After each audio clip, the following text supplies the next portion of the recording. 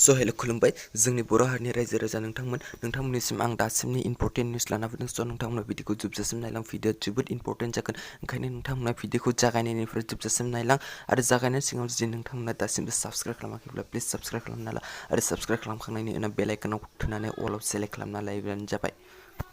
Number 1 दिनै 28 August दिनै LP आरो एमइ स्कुलनि थाखाय साख्रिनि एपइन्टमेन्ट होनाय जागोन।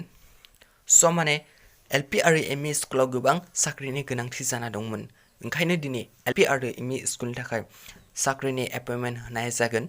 2000सो पस्ट दं होनना बुंदों बे एपइन्टमेन्टखौ होनाय जागोन बिथांमोननो गोदोनो माने एपइन्टमेन्ट मोनाखैमोन साख्रि जानानैब्लाबो एपइन्टमेन्ट गोबां सुबुङा मोनाखैमोन बेखौ दिनै एपइन्टमेन्ट होनाय जागोन बेखौ हेमन्त बिश्व शर्माया फोरमायदों।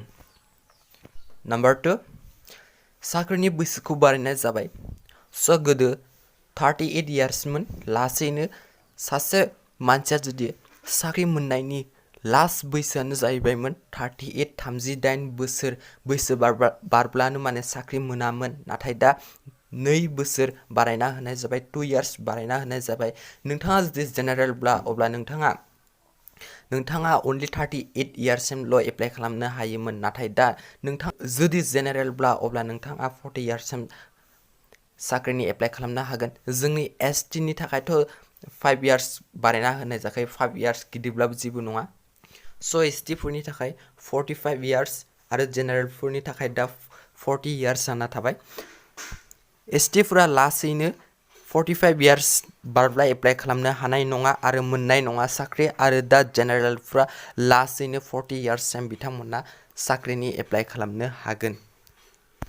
नम्बर 3 नोंथांमोना जुदि अरुणोदय स्किमखौ एप्लाइ खालामनो गोसो स' नोंथांमोना एप्लाइ खालामनो हायो।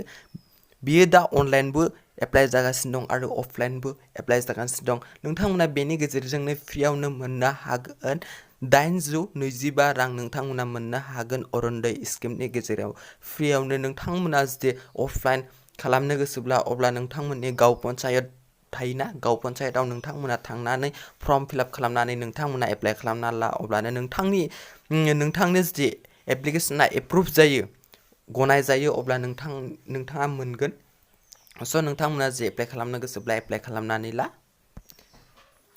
नम्बर 4 बयबो मिन्थिनो लुबैयो जे हेलेना दैमारिया दाखालि कारेन्ट शट जादोंमोन बे कारेन्ट शट जानायाव बिथांनि थासारिया हालोदा माबायदि होननानै बयबो मिन्थिनो लुबैयो।